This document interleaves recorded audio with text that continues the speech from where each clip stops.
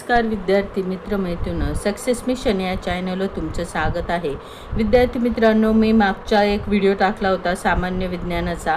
तर त्यामध्ये मी 2024 मधले जे काही प्रश्न होते त्यांचा एक व्हिडिओ बनवला होता. यावेळेस आपण 2025 मध्ये कोणत्या प्रकारचे प्रश्न विचारले होते ते पाहूया. तर पहा, तुम्हाला याचे उत्तरे देता येतात का? सुरुवात करूया. पहिला प्रश्न, अग्निबाणाचे रॉकेटचे प्रक्षेपण कार्य खालीलपैकी कोणत्या नियमाशी संबंधित आहे?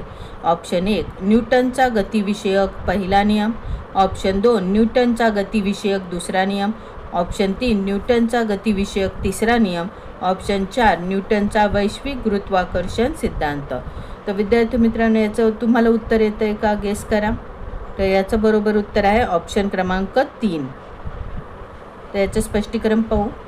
तर न्यूटनचा गतिविषयक तिसरा नियम जो आहे त्याचं तत्त्व काय? तर प्रत्येक क्रियेला समान आणि विरुद्ध प्रतिक्रिया असते. स्पष्टीकरण, तर रॉकेटमधील इंधन जळाल्यावर उष्ण वायू अत्यंत वेगाने खालील दिशेने क्रिया म्हणजेच बाहेर पडतात. तुम्ही इथे चित्रामध्ये पिक्चरमध्ये पाहू शकता कशा प्रकारे बाहेर पडत आहे आणि त्याचं रिॲक्शन कसं होत आहे. तर अत्यंत वेगाने खालील दिशेने क्रिया बाहेर पडतात. त्याचवेळी हे वायू रॉकेटच्या समान आणि विरुद्ध दिशेने प्रतिक्रिया बल लावतात. त्यामुळे रॉकेट वरच्या दिशेने झेपावते. तर अशा प्रकारे हे काय होत असतं की रॉकेट मग वर आकाशामध्ये झेपावतं. पुढचा प्रश्न पाहू. डॉट ही उपचार पद्धती कोणत्या आजारासाठी वापरली जाते? ऑप्शन 1 कावीळ, ऑप्शन 2 विषमज्वर, ऑप्शन 3 मलेरिया आणि ऑप्शन 4 क्षयरोग. तर तुम्हाला याचं उत्तर येतं आहे का? पहा, गेस करा. तर याचं बरोबर उत्तर आहे ऑप्शन क्रमांक 4 क्षयरोग. क्षयरोग म्हणजेच TB. डॉट्स म्हणजे काय? तर directly observe treatment short course म्हणजेच उपयोग. जागतिक आरोग्य संघटनेने म्हणजे WHO क्षयरोग नष्ट करण्यासाठी सुचवलेली ही एक पद्धत आहे. फायदा काय होतो? तर रुग्णाला आरोग्य कर्मचाऱ्यांच्या देखरेखीखाली नियमित औषधे दिली जातात, ज्यामुळे रुग्ण पूर्णपणे बरा होतो. पुढचा प्रश्न पाहू. जिभेवरच्या छोट्या छोट्या उंच वट्यांना काय म्हणतात? तर ऑप्शन 1 रुचिनलिका, ऑप्शन 2 रुचिकलिका, ऑप्शन 3 रुचिकर्णिका आणि ऑप्शन 4 स्वादनलिका. तर याला गेस करा कोणतं उत्तर बरोबर असेल. तर याचं बरोबर उत्तर आहे ऑप्शन क्रमांक 2 रुचिकलिका. याचं एक्सप्लेनेशन पाहू. तर रुचिकलिका म्हणजे टेस्ट बड्स. तर जिभेची पृष्ठभागावर असलेले अत्यंत लहान उंचवट्यांना रुचिकलिका म्हणतात. त्याच्या मदतीने आपल्याला गोड, कडू, आंबट आणि खारट अशा विविध चवींचे ज्ञान होते. या कलिकांमध्ये चव ओळखणाऱ्या विशेष पेशी असतात, ज्या मेंदूपर्यंत संदेश पोहोचवतात. पुढचा प्रश्न पाहू. हिमालयातील नद्यांना उन्हाळ्यात पूर येण्याची क्रिया कोणत्या बदलामुळे घडते? ऑप्शन 1 विलयन बदल, ऑप्शन 2 संघनन बदल, ऑप्शन 3 संप्लवन बदल आणि ऑप्शन 4 बाष्पीभवन बदल.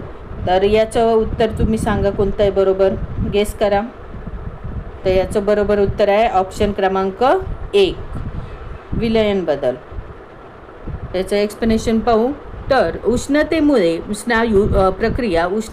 स्नायू रूपातील पदार्थ म्हणजेच उदाहरणार्थ बर्फ द्रव रूपात पाणी रूपात पाण्यामध्ये त्याचं काय होतं? रूपांतर होतं. कारण उन्हाळ्यामध्ये तापमान वाढल्यामुळे हिमालयातील बर्फ आणि हिमनद्या वेगाने वितळतात. परिणाम, बर्फ वितळल्यामुळे नद्यांमधील पाण्याची पातळी वाढते आणि पूर येतो. पुढचा प्रश्न पाहू. खाली बांधकाम साहित्य व त्याचे मूळ स्रोत दिले आहेत. त्यातील विसंगत म्हणजे चुकीची जोडी ओळखा. ऑप्शन 1 वाळूपासून काच, ऑप्शन 2 मातीपासून विटा, ऑप्शन 3 कास्यापासून लोखंड आणि ऑप्शन 4 चुनखडीपासून सिमेंट. तर याची चुकीची जोडी ओळखायला सांगितली. बरोबर नाही, चुकीची. तर याचं उत्तर गेस करा कोणतं असेल मग. तर याचं बरोबर उत्तर आहे ऑप्शन क्रमांक 3 कास्यापासून लोखंड. ही काय आहे? चुकीची जोडी आहे. बाकीच्या बरोबर जोड्या आहेत. याचं एक्सप्लेनेशन पाहू. तर कांस्यापासून लोखंड ही एक विसंगत जोडी आहे. लोखंड आयरन हे निसर्गतः आढळणाऱ्या खनिजापासून म्हणजेच उदाहरण हेमॅटाइट मिळवले जाते. ते कांस्यापासून म्हणजे ब्रॉन्झ बनत नाही. कांस्य म्हणजे ब्रॉन्झ हा एक संमिश्र धातू आहे जो तांबे म्हणजे कॉपर आणि कथील तीन यांच्या मिश्रणापासून तयार होतो. तर पुढचा प्रश्न पाहू आता.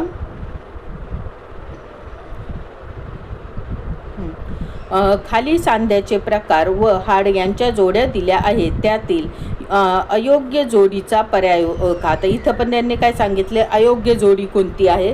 तर इथं त्यांनी दिलेलं आहे पहा खाली. ऑप्शन 1 मध्ये अ ब क ड, ऑप्शन 2 मध्ये ब क अ ड, ऑप्शन 3 मध्ये ब ड अ क आणि ऑप्शन 4 मध्ये ड अ ब क. तर त्यांनी सांध्याचे प्रकार आणि हाडं दिले. उखळीचा सांधा, बिजागरीचा सांधा, सरकता सांधा आणि अचल सांधा. आणि हाडं दिलेत कोपर, मनगट, कवडीची हाडे आणि खांदे. यांची काय सांगितले, अयोग्य जोडी ओळखा.